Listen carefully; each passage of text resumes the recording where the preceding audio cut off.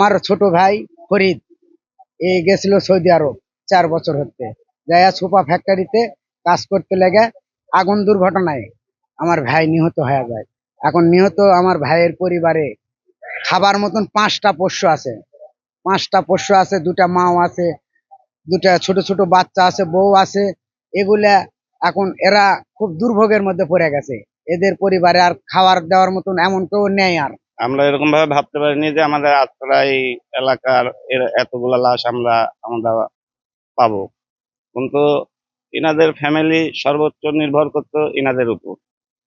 ইনারা নাই, তাই সরকারের কাছে আবেদন যে ইনাদের ফ্যামিলি এবং সংসার চলার মতন যেন তারা যেন কোনো ব্যবস্থা করে। আমরা সবাই তার জন্য দোয়া করব। গত 9 আগস্ট সৌদি আরবের সোফা কারখানায় মর্মান্তিক দুর্ঘটনায় আত্রায়েরই 11 জন মর্মান্তিক নিহত হয়েছে।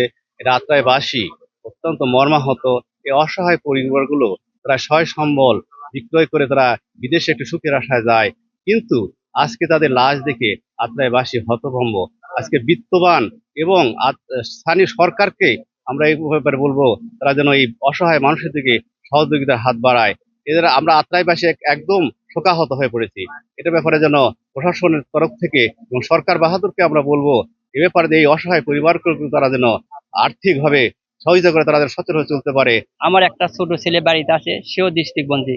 এই 2টি সন্তানই হলো সৌদি আরবে দেনাপাটা করে আমি পাঠাইছি খুব কষ্ট করে। এখন এই 2টি সন্তান মারা গেছে। এখন আমার পরিবারে হাল ধরার মতন কেউ নেই, এবং 10টি টাকা দেওয়ার মতন আমাকে কেউ সাহায্য করার মতন কেউ নেই আমার পরিবারে। সরকারের কাছে দাবি করেছিলাম, সরকার আমার যে 2 ছেলের লাশ নিয়ে এসে গতকাল দিয়েছে। এখন আমি সরকারের কাছে আবেদন করেছি যে সরকারটা আমাদের পাশে থাকুক। আমার শ্বশুরের নাম আব্দুল জলিল সর্দার পারকাশ সন্ধ্যা। তিনি 8 বছর আগে বিদেশ যায়।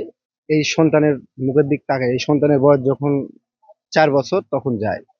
যাওয়ার পর থেকে এখনো দেশে আসে নাই। এই 6 মাস পরে আসবে এরকম কথাবার্তা ছিল।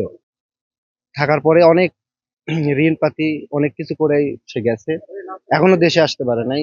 এই সন্তানের সে 4 বছর দেখে গেছে। এখন এই সন্তানের কামাই করার মতন কোনো সোর্স নাই। আমাদের একটাই দাবি, সরকার যেন প্রতিটা পরিবারের পাশে দাঁড়ায়। বিদেশের মাটিতে মারা গিয়েছে। আজকে প্রত্যেকটা গ্রামে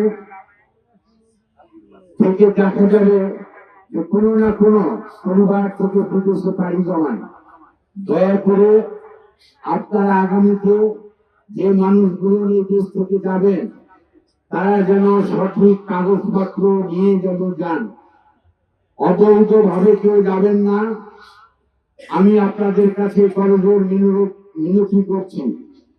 এই মৃত্যুকাণ্ডের ঘটনা নিয়ে মাননীয় জেলা প্রশাসক মহোদয় এবং উপজেলা নির্বাহী অফিসার সাহেব সার্বক্ষণিক মন্ত্রণালয়ে এবং দূতাবাসে যোগাযোগ রেখেছে। আমি ব্যক্তিগতভাবে আপনার সৌদি দূতাবাসে 3 দিন কথা বলেছি, মন্ত্রণালয়ে কথা বলেছি। আমি কথাগুলো যে কারণে বললাম, আজকে যে ভাইয়েরা মৃত্যুবরণ করেছে তাদের কাগজপত্রের ত্রুটির কারণে হয়তো কেউ আর্থিক সহযোগিতা কম পেতে পারে। কারণ